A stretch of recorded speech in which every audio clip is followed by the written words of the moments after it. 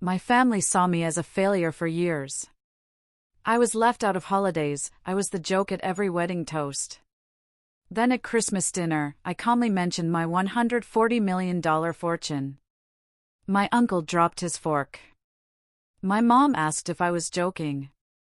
I wasn't. They called me a failure, a joke, the family disappointment. For years, I just took it. But the night I walked into that restaurant, I wasn't there to reconcile.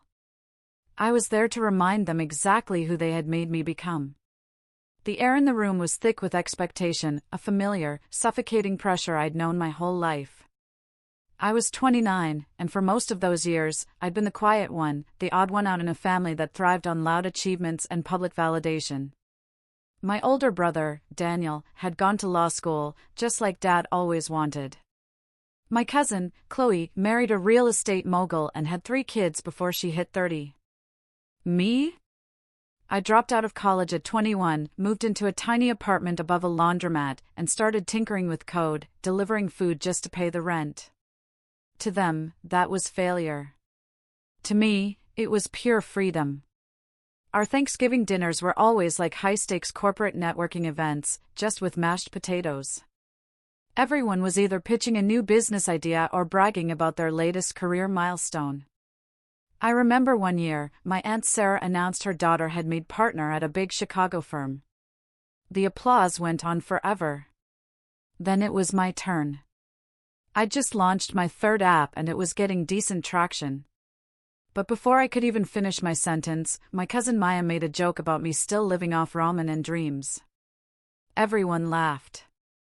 Even my mom gave me that tight smile and whispered, "You should have stayed in school, Liam." That's just how it always went. I was tolerated at best, humored at worst.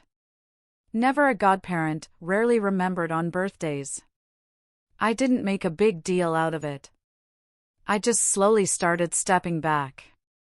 Skipped Easter, then the 4th of July. Eventually, the invites stopped coming. Apparently, if you don't show up, don't expect an invite became the new family motto.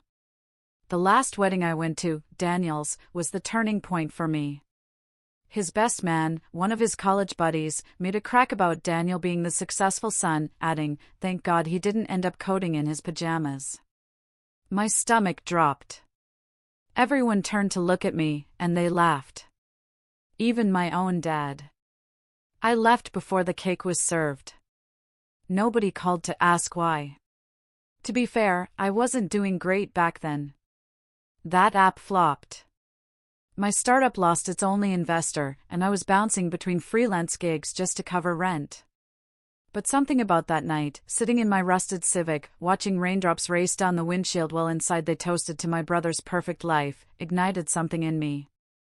I made a quiet promise, I wouldn't show my face again until I had something real. Not just an idea, or a pitch, or a hope, but something they couldn't laugh off. So, I disappeared. Not literally, but in a way that makes people forget you ever mattered. I muted every family group chat, every birthday reminder. I moved to a different city, got a new number, and just poured myself into work. I rented a tiny windowless office, living off microwaved lentils and bad coffee. Days blurred into nights, and I barely saw anyone who wasn't involved in my startup. I made tons of mistakes. But I also learned how to hire, how to scale, how to talk to investors without sounding desperate. Each failure sharpened me. By the time I turned 27, I had launched a product that actually stuck. It wasn't flashy, just a back-end optimization tool for e-commerce platforms. But it worked, and people were willing to pay for it. A lot of people. I still remember the day we closed our series of funding, $18 million at a $90 million valuation. I didn't tell anyone in my family. Not a word. The thing about money is, it doesn't change you as much as it exposes what you've been hiding. I didn't buy a mansion or a sports car. I kept living small, invested smart, took on a few quiet partners, and let the product grow. My bank account ballooned, while my contact with my family remained non-existent. I told myself it didn't matter, that I didn't care, that I'd made peace with the fact they'd never really seen me. But then, last year, around early December, I got a call from my cousin Olivia. She was the only one who had ever treated me like a human being. She was hosting Christmas and said she missed me. Said everyone had been wondering how I was, that maybe it was time to come home for the holidays. I almost said no. I had every reason to. But something in her voice, it cracked a little when she said, "It's not the same without you." So, I agreed. I told her I'd think about it, then booked a flight, pulled my one decent blazer from the back of the closet, and decided to show up. Not to flaunt, not to prove anything, just to see how it would feel to stand in that room again, to eat overcooked turkey and pretend we were all one big, happy family. Spoiler alert, I shouldn't have expected anything different. When I walked through the door on Christmas Eve, the first thing I saw was my mom, blinking like she couldn't believe it was me. "Liam," she said, "you actually came?" Before I could respond, Daniel walked by, a drink in hand. "Wow," he said, "who let the underachiever in?" They laughed again, just like they always had. I smiled and said nothing. I wasn't going to start anything. But that was the moment I knew nothing had changed. To them, I was still the joke, still the failed startup guy, still the family embarrassment. What they didn't know, what none of them knew, was that in the past 2 years, I'd sold my company to a private equity firm for just north of $140 million. I'd stayed on as a strategic advisor. I had equity in 3 other companies. I had a beach house I never visited and a portfolio that could buy this entire house twice over. But sure, let's keep pretending I'm the disappointment. Dinner was chaos, as always. Kids running around, uncles shouting over each other, the same stories recycled like bad sitcom reruns. I mostly kept quiet, sipped my wine, and nodded at the appropriate moments. Every now and then, someone would ask what I'd been up to, but it always came with that same sarcastic tone, like they were bracing for another sob story. I just said, "Working," and left it at that. Then dessert rolled around. We were seated at the big table, the one reserved for adults, and the conversation shifted to real estate. Daniel was bragging about a new investment property he'd picked up in Austin. My mom gushed about how proud she was. My Uncle David asked how I was doing. I said, "Fine." He smirked, still chasing the dream? I don't know what came over me. Maybe it was the wine. Maybe it was years of holding my tongue. But I just smiled, set down my fork, and said casually, "It's going well. I cashed out earlier this year. Sold the company." My mom blinked. "Oh, that little app thing?" "Yeah," I said. "Got a decent deal. Walked away with about $140 million. There was a silence so thick you could cut it with a butter knife. Then my Uncle David dropped his fork. My mom looked at me, eyes wide. "You're joking." I looked her dead in the eye and said, "I'm not." And that's where everything started to shift. You could feel it, like a storm cloud had rolled in and sucked the oxygen out of the room. The same people who had laughed at me, ignored me, forgotten I existed, suddenly couldn't look away. Daniel chuckled first. A short, disbelieving laugh, like I'd made some elaborate joke no one else got. "Okay, come on," he said, grinning around the table. "What, did you win the lottery?" "No lottery," I said, still calm, still measured. "Built something, sold it." I didn't elaborate. I didn't need to. My Uncle David, still wide-eyed, leaned in. "Wait, you're serious?" I nodded. And then the questions started. Rapid fire. Chaotic. "What kind of company was it again? You sold it for how much? Wait, what do you even do? Did you have partners? Is it in the news? Can we look it up?" My mom hadn't said a word yet. Her hand was trembling slightly as she set her fork down. Then she finally asked quietly, "And you didn't tell us?" That was rich. I kept my voice even. "You didn't really ask." She flinched a little at that. But then, as if regrouping, she narrowed her eyes and said, "Well, we've always cared. We've always wanted to know how you were doing." Daniel laughed again. Sharper this time. "Sure. That's why we invite him to every single family gathering, right?" "Daniel," Olivia said, shooting him a look. But he wasn't done. "Come on. Liam ghosts the family for 3 years. Doesn't show up to anyone's wedding, never replies to texts, and now he wants a pat on the back because he made some cash?" And there it was. I felt the heat rising to my face, but I kept my tone flat. "I didn't come here for a pat on the back." "Then why now?" Daniel pressed, raising his voice. "Why show up after all this time? Just to drop that number on the table like some flex? You think we're all going to kiss your feet now?" "I came because Olivia asked me to," I said simply. "I didn't plan to say anything." "You brought it up." He leaned back in his chair and scoffed. "Right. No one defended me. Not my mom, not my dad, not any of the aunts or uncles who used to pinch my cheeks and say I was such a smart little boy. The same people who'd laughed at every failed attempt I'd made in my 20s now didn't know what to do with me. And that would have been fine, awkward, uncomfortable, but manageable if that had been the end of it. But it wasn't. Later that evening, while most of the family moved to the living room to open presents and watch Home Alone for the 1000th time, my mom pulled me aside into the kitchen. Her tone was low and tight, her smile forced. "Liam," she said, "you know I'm proud of you. I really am. I always knew you'd land on your feet."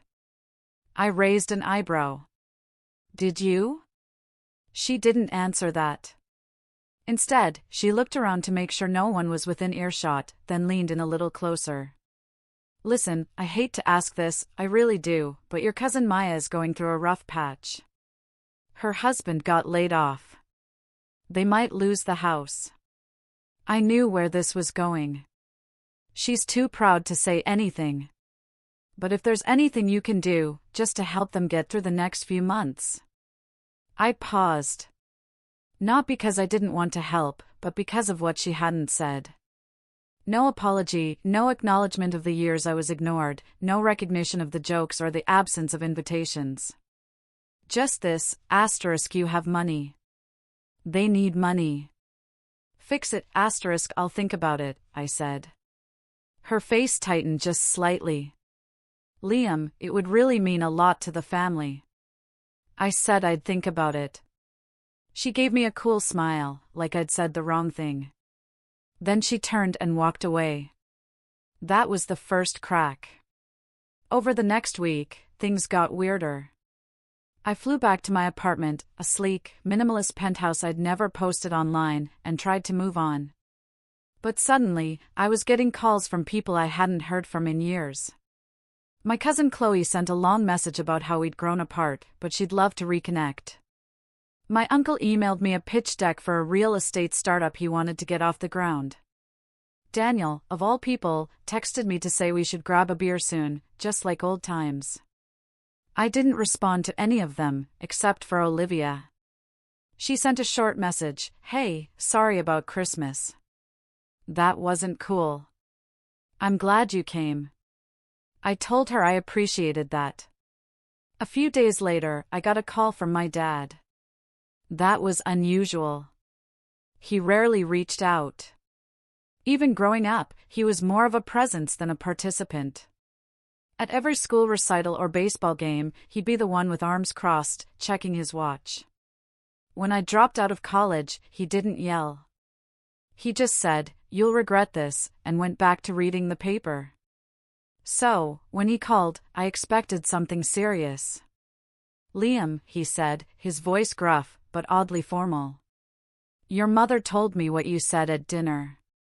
Here we go, she also mentioned you didn't offer to help your cousin." I closed my eyes and leaned back in my chair. Dad, you've done well. I'm glad, but being successful means stepping up when your family needs you. Where was that energy when I needed help? I asked. When I was struggling to make rent?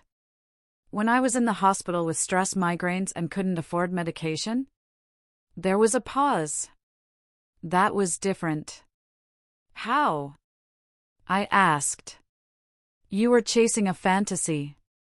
No, I said, voice firm. I was building something, and you all made sure I knew just how little you believed in me. Another silence. Then, in a low voice, he said, "It's not about the past. It's about now." I hung up. And that's when I realized something. They didn't actually care that I'd succeeded. They only cared that I'd succeeded without them. I tried to let it go.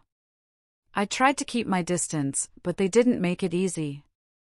A week later, I got a notification that someone had tried to access my old Facebook account. Then I started getting tagged in vague posts by family members. Things like, money changes people, or funny how some folks forget who was there for them when they were nothing. I blocked them. Then the final straw. One afternoon, Olivia called me frantic.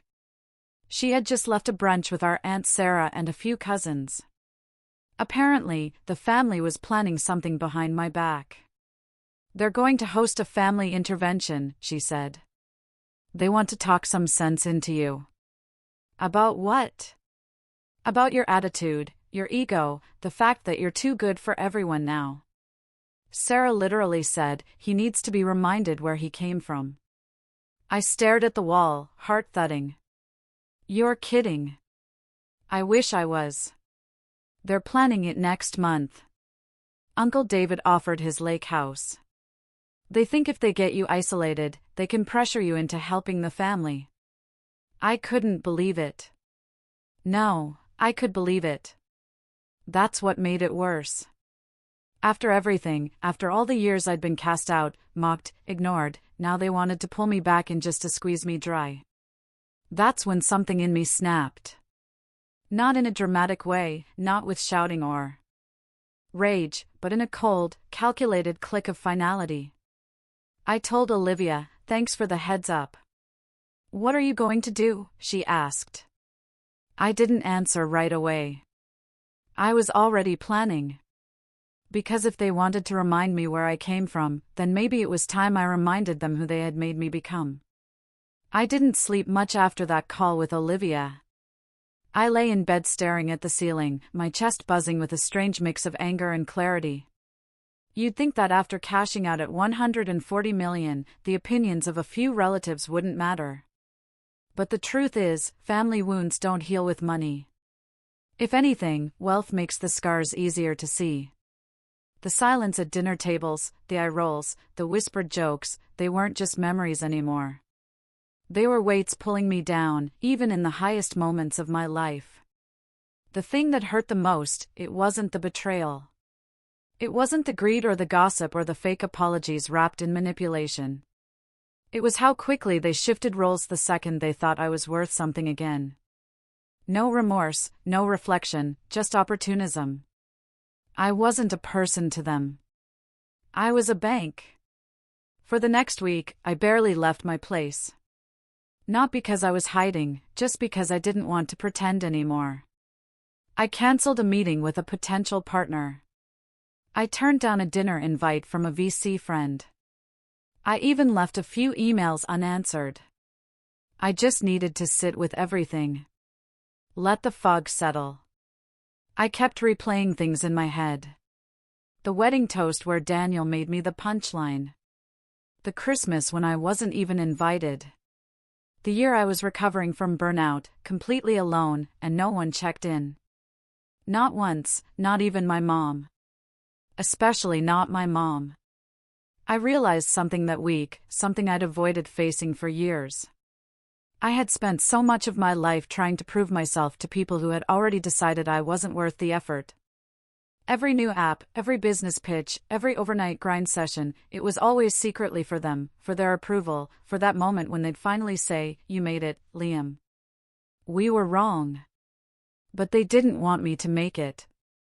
Not really, because me winning meant they had to admit they were wrong. That they had been cruel.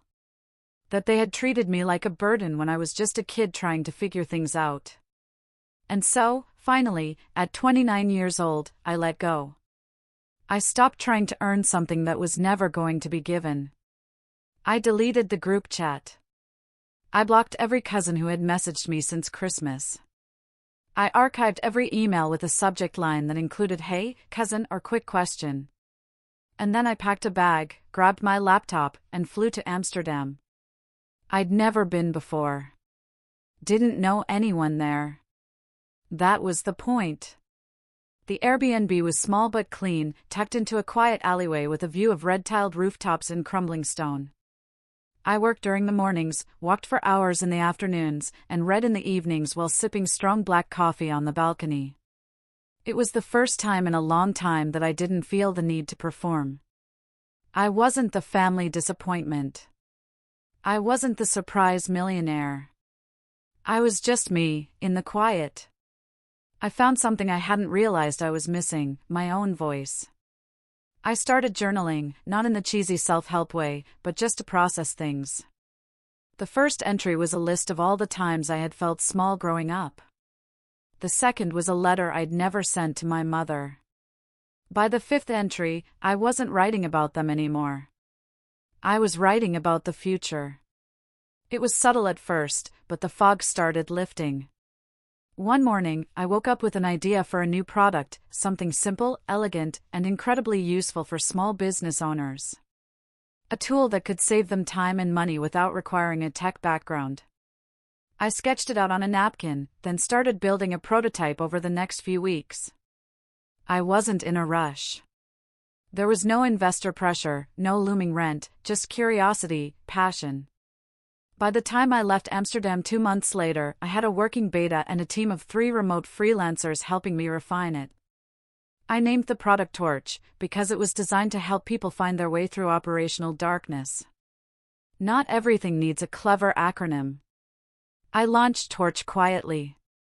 No press release, no splashy campaign, just a simple landing page and a few cold emails to small business forums and community newsletters. Within 6 weeks, we had 3,000 users. By the 3rd month, we were profitable. But here's the crazy part: I didn't feel the need to tell anyone. No social media posts, no humble brags. I didn't even put it on my LinkedIn. It was mine. Just mine. And for the first time in years, I felt free. One morning, while checking support tickets, I got a notification from my bank. A wire transfer had cleared. It was an automatic investment payout, mid-7 figures. I stared at the number for a while, then closed the tab and went back to answering a user's question about integrating Torch with QuickBooks. That's when I knew I'd healed. Not because I had money, but because the money didn't define me anymore. And then one day, an email landed in my inbox. Subject line: Liam, please call me. It was from my mom. I stared at it for a long time. Then I opened it. Liam, I know you don't want to hear from me right now, and I probably deserve that, but things are complicated, and I really need to talk to you. It's about the family. It's important. Please just call me, even if it's just once. Mom. There was no "I'm sorry." No mention of anything specific. Just that generic phrase, "It's about the family." I didn't call her right away. Instead, I called Olivia. She answered on the first ring. "Hey," I said. She sounded surprised.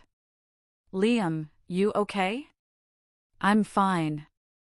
Just got an email from Mom." A pause. I was wondering when that would happen. "What's going on?"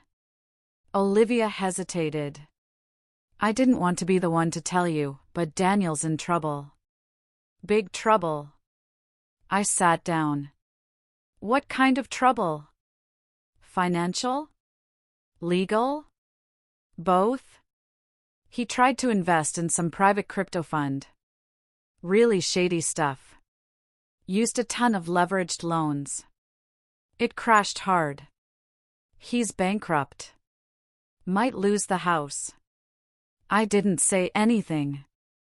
And now, Olivia continued, the family's freaking out. Sarah's blaming your parents for letting Daniel get too arrogant. Your dad's talking about dipping into their retirement. And well, they think you're the solution. I closed my eyes. Of course they did. Do they know how bad it is? I asked. They know. But they also know you can fix it. I'm not his bailout plan. I know, she said gently. But they don't. I didn't call my mom back that night. I needed time to think, because while I had moved on from needing their approval, I hadn't moved on from the pain. And now they were clawing their way back. Not out of love or regret, but out of desperation. That was the moment I realized something deeper. They didn't just want my money. They wanted my silence. They wanted to bury the years of mistreatment under a fresh layer of family loyalty. They wanted to pretend the past didn't happen, as long as I could fix the future. And maybe I could, but I wasn't going to do it quietly. Not this time. When I finally replied to my mom's email, I kept it short.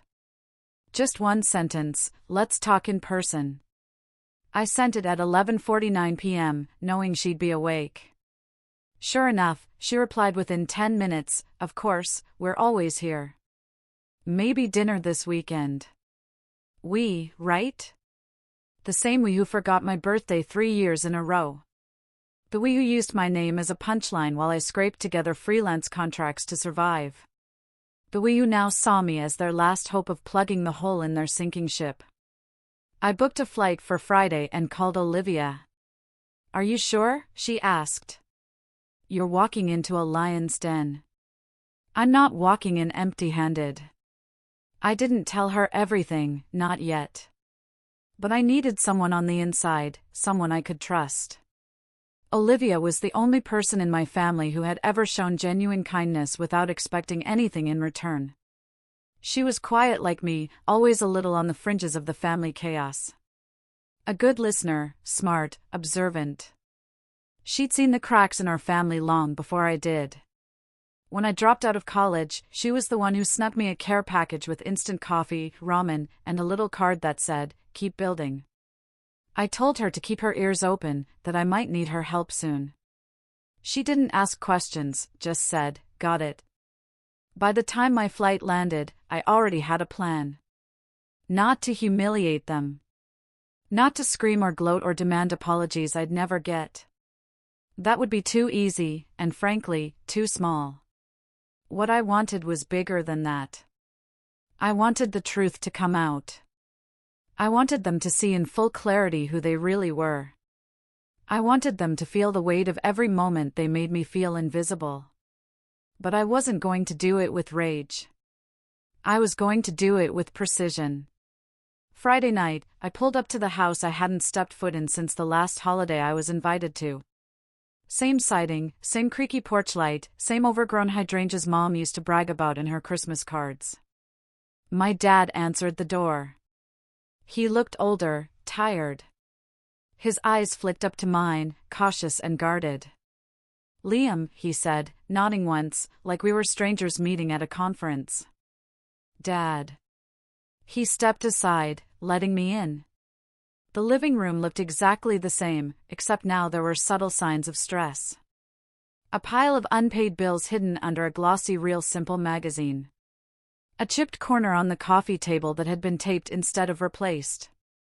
A half-full glass of wine sitting next to an open laptop with bank statements still visible on the screen. My mom appeared from the kitchen. She smiled too quickly. "There you are," she said, pulling me into an awkward hug. "We were just saying how nice it would be to have you home again." Home. The word sat heavy in my chest. We sat down. She brought tea. No one said anything for a few minutes. Then my dad cleared his throat. "So, thank you for coming. We weren't sure if you'd respond." I almost didn't. He nodded like he expected that. My mom gave a soft sigh.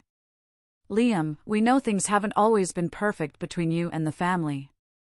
That was her version of an apology. But we're hoping we can start fresh, she continued. There's just been a lot going on lately. You've probably heard. Daniel, I said. They exchanged a look. He's made some poor decisions, my dad said, choosing his words carefully. He's facing a difficult time, and the thing is, we've all been trying to support him as best we can, and now you want me to do the same. They didn't answer. I get it, I said, setting down my tea. You think I'm rich, so I'm the solution. My mom's mouth tightened. It's not like that. No? I asked. Because you didn't care where I was 3 years ago. Now suddenly, I'm a family priority. That's not fair, she said. No, I replied. It's not. The silence that followed was long and brittle. Then my dad leaned in. We don't want a handout. Just a loan. Something to help get Daniel back on his feet. Maybe keep the house until things stabilize. I took a breath and met their eyes. I'll consider it, I said. But on one condition. They perked up. I want the entire family to meet next weekend. Everyone. One dinner. I'll cover it. My mom blinked. Why? I want to talk to all of you at once. My dad looked suspicious. What are you planning? Nothing dramatic, I said. Just a conversation about the past and the future. They hesitated. Then my mom nodded. Okay. I smiled. Good. I'll reserve the venue. That night, I checked into a hotel and pulled out my laptop. Operation began. Step 1, I hired a private videographer. Discreet, professional. Not for anything public, just documentation. I had a feeling I'd want to watch it again someday. Step 2, I booked a private dining room at a high-end restaurant in the city. Not too flashy, intimate, controlled. Step 3, I contacted Olivia. You're really doing this? She asked when I told her. I need your help. 2 things. Name it. First, I need you to convince them all to show up. Everyone. Use whatever angle works. Free dinner, a surprise, family reconciliation, doesn't matter.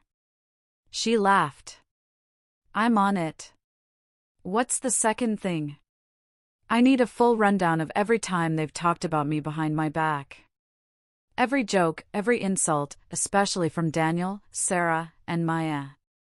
There was a pause. Are you sure you want to dig that up? I need it, I said. I need to remind myself I'm not overreacting. She sighed. Okay, I'll make notes.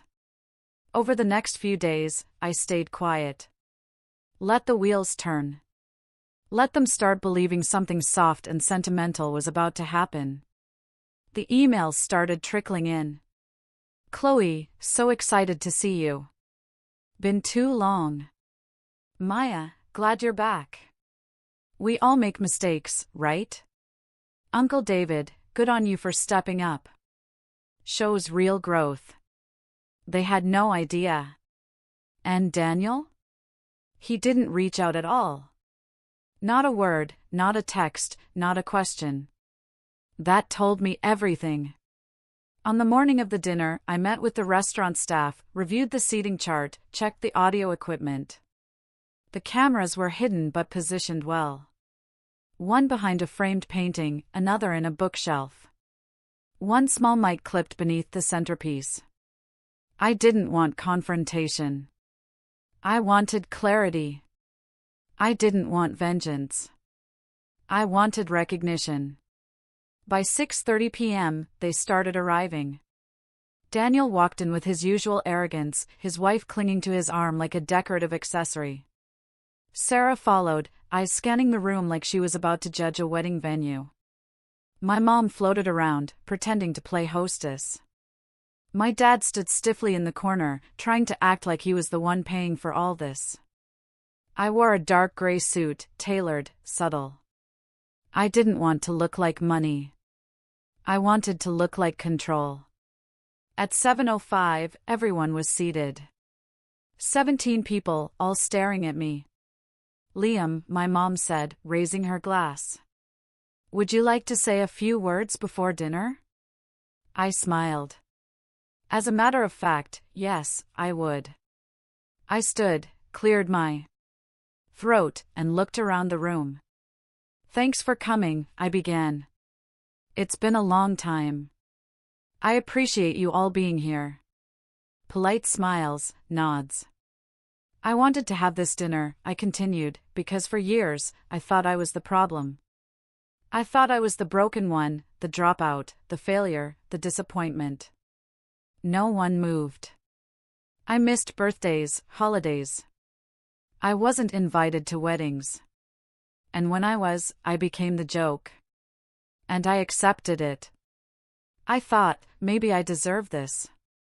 Maybe if I just work harder, succeed more, I'll earn my way back in. Now, some of them shifted in their seats. But that's not how family should work, I said, voice still calm. Love isn't conditional on success. Respect isn't something you give only when someone becomes useful. Daniel rolled his eyes.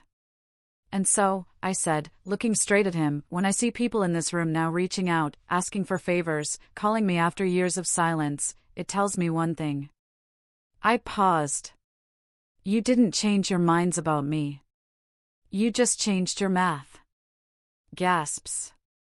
A few heads turned. This isn't revenge, I said. This is closure. I'm not here to punish anyone. I'm here to say this, I see you. I see who you really are. And I'm done pretending otherwise. I sat down. Silence, the kind that makes your ears ring. Just when it seemed no one would speak, Daniel slammed his hand on the table and stood up. Are you serious right now? I looked up at him. You think you're better than us? Because you got lucky? That's when I saw it. Panic. Not just anger. Not just pride, but fear. Because he realized I wasn't here to save him. Daniel's words hung in the air, loud and brittle. You think you're better than us? Because you got lucky. I didn't flinch. I didn't raise my voice. I just looked him in the eye and said, No, Daniel. I know I'm better than you. Not because I made money, but because I never kicked you while you were down. That silenced him completely. For a second, I saw something behind his eyes. Some flicker of recognition or shame. Or maybe just fear. But then it disappeared behind the usual smugness. He laughed once, sharp and hollow, then muttered something under his breath and sat down, jaw clenched, eyes burning. My mom tried to smooth it over with a nervous chuckle. All right, well, maybe we all got off on the wrong foot tonight. Let's just, no, I said, cutting her off. Calm, steady. We're not brushing this under the rug. Not this time. The table went quiet again. You could hear the slow drip of water from the wine cooler in the corner. I leaned forward, resting my forearms on the table, and turned to face the room. You all wanted something from me. Let's not pretend otherwise. My success didn't bring you pride. It brought you discomfort. Because it came without your permission, without your support. Uncle David opened his mouth, but I raised a hand. Let me finish. He closed it. Some of you asked for money. Others assumed I'd offer it. None of you apologized. Not one of you picked up the phone in the last 3 years just to say, I'm sorry for how we treated you. You just waited until I was worth something. Now there were frowns, guilt in some eyes, defensiveness in others, but no denials. I was invited here under the guise of family. But this isn't family. This is opportunism. And I wanted to see it in the light. I pulled out a folder from under my chair and set it on the table. Thick. Labeled. Everyone stared. These, I said, are notes. Emails, messages, all from you over the years. Things you said about me when you thought I wasn't listening. I looked directly at Sarah. You once told Chloe that I'd end up back at home, mooching off my parents by 30. Sarah stiffened, red creeping into her face. I turned to Maya. You laughed when I couldn't afford to fly home for Thanksgiving and said, quote, he probably lives in a tent. Maya opened her mouth, but I didn't stop. And Daniel, I said, finally turning to him. You stood in front of 200 people at your wedding and said, at least Mom and Dad have one successful son. The table was frozen. Daniel's wife shifted uncomfortably. Olivia stared at her lap. My mom looked like she might be sick. I kept receipts, I said. Not because I wanted revenge, but because I needed to remember why I walked away. Then I pulled out the second folder. This one was thinner, labeled offers. I was prepared to help. Believe it or not, I was. I put together a recovery plan for Daniel's debts. I worked out a restructure plan that would have let him keep the house. I even spoke with a financial advisor about setting up a trust for his kids. Daniel's head snapped up. But then I watched how you all reacted when you thought I was still weak, I said. And I realized something. I slowly slid the folder toward the center of the table, then pulled it back and dropped it into my briefcase. You don't deserve my help. You've never deserved it. And I'm done offering it. Daniel stood up again, this time red-faced. You arrogant little, I stood too, not angry, just tired. This dinner was your test, I said, to see if you could show some growth, some humility, to see if anything had changed. But it hasn't. You still see me as the kid who didn't go to law school. The dropout, the joke. I walked to the center of the room and turned to face them all one last time. So, here's what's going to happen. I took a deep breath. Daniel, you'll be getting a notice next week. Your bankruptcy trustee is about to receive a file I compiled, because your crypto losses weren't just stupid. They were illegal. You misrepresented loan documents to 3 lenders, and I happen to know 2 of them are federally insured. You're looking at fraud. I could have kept quiet. I could have bailed you out, but you burned that bridge when you mocked me at your wedding and tried to ambush me at Christmas. You wanted to see what rock bottom looks like? You're about to find out. Daniel's face went pale. His wife looked like she was about to cry. I turned to Sarah. Sarah, that consulting agency you opened last year, you listed me as an informal backer to secure your initial clients. I didn't even know until one of them reached out to thank me. That's impersonation and false advertising. I'll be contacting your clients this week to clear up the misunderstanding. Good luck rebuilding your brand. Her jaw dropped. Liam, please. I raised a hand. Maya, I already reported the fake charity page you set up in my name. The one where you said I was matching donations. You'll be lucky if GoFundMe doesn't press charges. And if you're wondering who sent the screenshots to them, look no further. She stared at me, stunned, then slowly looked at her phone under the table. And Mom. I turned to her last. She looked broken, fragile in a way I'd never seen before, like someone who had built her entire identity around controlling the narrative. And now the seams were ripping apart. You never defended me. Not once. Not when I was mocked. Not when I was excluded. You joined the laughter because it was easier than standing up for your own son.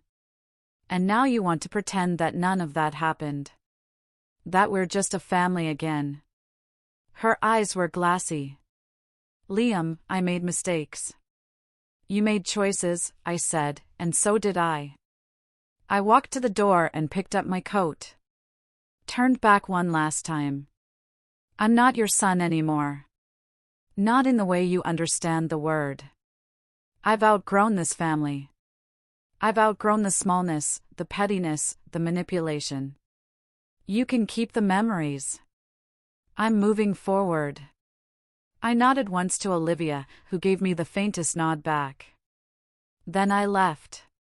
The fallout came quickly. Daniel's indictment was quiet, but very real. A few months later, I read the court summary online. Fraud, misrepresentation, multiple counts. His assets were frozen. The house was gone. He moved in with Sarah, who by then had lost most of her client base and was begging on LinkedIn for freelance gigs. Maya's GoFundMe page was deleted. She posted a long, vague Facebook status about toxic men who destroy women's dreams. No one bought it. My parents stopped calling. At first, I thought they might fight back, might try to salvage the narrative, but they didn't. I think they finally realized the power shift wasn't temporary. It was permanent. I wasn't coming back.